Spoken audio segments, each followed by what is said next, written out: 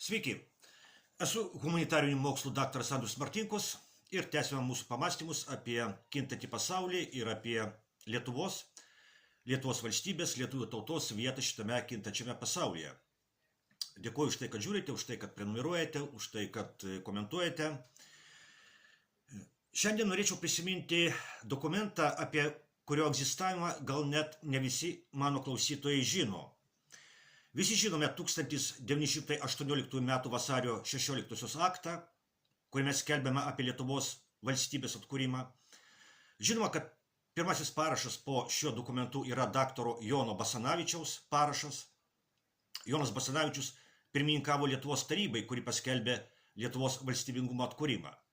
Bet Jonas Basanavičius yra ir kito dokumento vienas iš autorių.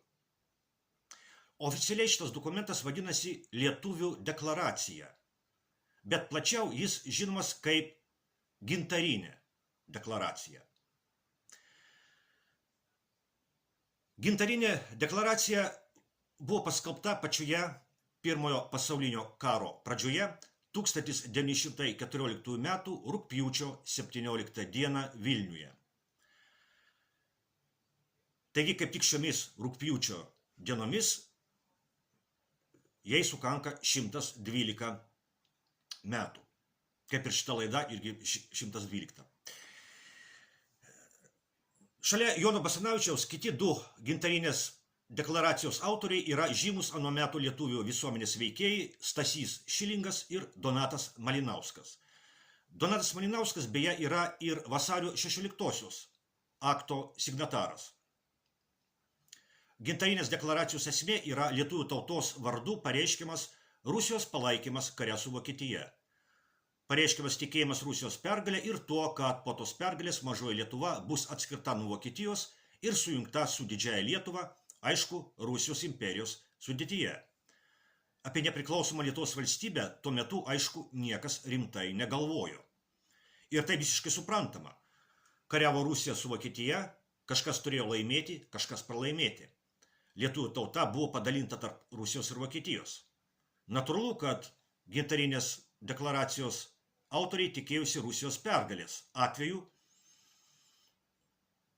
lietuvių žemių suvienijimo nugalėtojos Rusijos valdžioje. Gintarinė deklaracija buvo perskaityta Rusijos dūmos, tai yra anuometinio Rusijos parlamento posėdyje. Tai padarė Kauno gubernijos atstovas, kitas žymus lietuvių visuomenės veikėjas Martynas Yčas. Deklaracija vadinama gintarinė, nes Lietuvos istorijoje aprašoma naudojant gintaro karolių įvaizdį. Pateiksiu trumpą citatą iš šitos deklaracijos. Ją visą galima rasti nesunkiai internete. Taigi citata. Nuo germanizmo smūgio subyrėjo mūsų gintariniai karoliai. Pirma žuvo lietuvių tautos atžala prūsai ir žuvo visiškai. Naikintojas pasisavino jo paties išnaikintos genties vardą, bet vargas tam, kas nugalėjęs priešą drįstų išniekinti jo palaikus. Žemaitija ne vieną kartą patyrė sunkią germanų vergijos dalę ir galop buvo padalyta į dvi dalis, kurių viena galutinai prijungta prie germanų rytų Prūsijos vardu. Citatos pabaiga. Tačiau atsitiko taip, kad karo nelaimėjo nei Rusija, nei Vokietija. Kare žuvo net 4 imperijos – Vokietijos, Austrijos-Vengrijos, Rusijos ir Osmanų imperijos. Tautoms, kurios buvo tų imperijų valdžioje, atsirado galimybė pabandyti sukurti savo atskiras tautinės valstybės. Vienoms tautoms tai pavyko, kitoms ne. Lietuvių tauta buvo tarp tų tautų, kurioms pavyko sukurti savo tautinę valstybę. Lietuvių tauta parodė, kad yra pasirengusi žengti iš senosios geopolitinės pasaulio tvarkos į naująją geopolitinę pasaulio tvarką. Iš imperijų Europos į tautinių valstybių Europą. Ir anuometinis lietuvių politinis ir kultūrinis elitas parodė, kad yra pasirengęs vadovauti tautai, pereinant iš senosios geopolitinės pasaulio tvarkos į naująją geopolitinę pasaulio tvarką. Ir čia kyla esminis klausimas. O kaip yra dabar? Ar dabartinis Lietuvos politinis ir kultūrinis elitas yra pasirengęs vadovauti tautai, pereinant iš senosios geopolitinės pasaulio tvarkos į naująją geopolitinę pasaulio tvarką?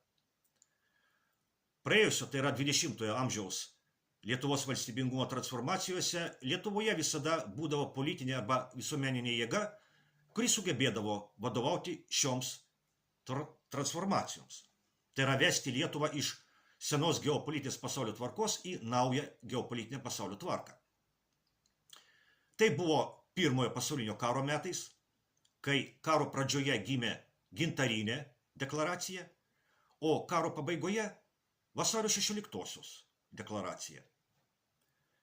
Tai buvo antrojo pasaulinio karo metais, kai Lietuvos valstybingumo transformacijai vadovavo Lietuvos komunistų partija.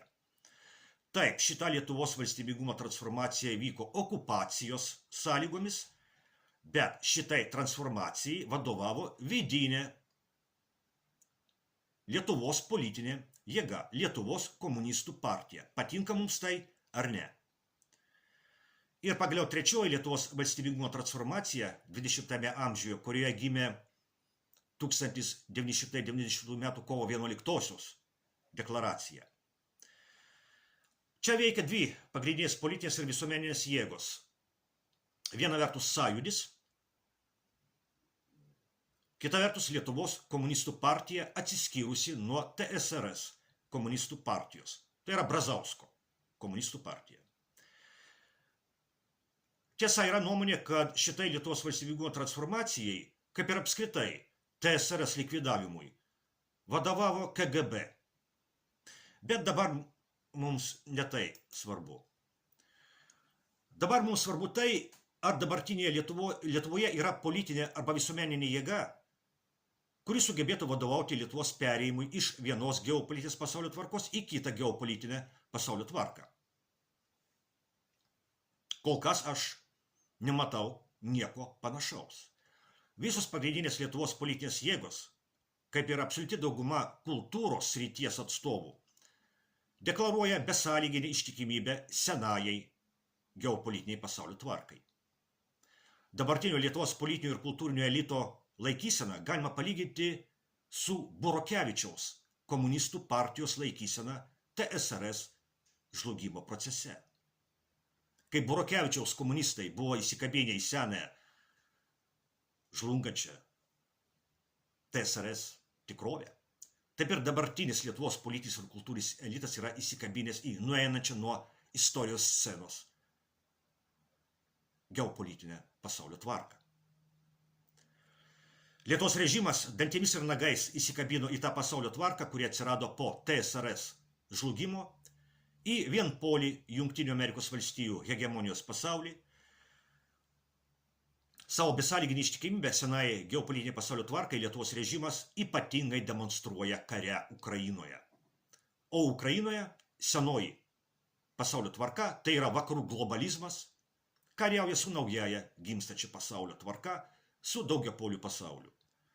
Lietuvos režimas, būdamas visiškai globalistų kontroliuojamas, atkakliai laikosi įsikabinęs į nueinančią praeitį ir tai kelia pavojų Lietuvai. Nes tam, kuris priešinasi ateičiai, toje ateityje gali nebebūti vietos.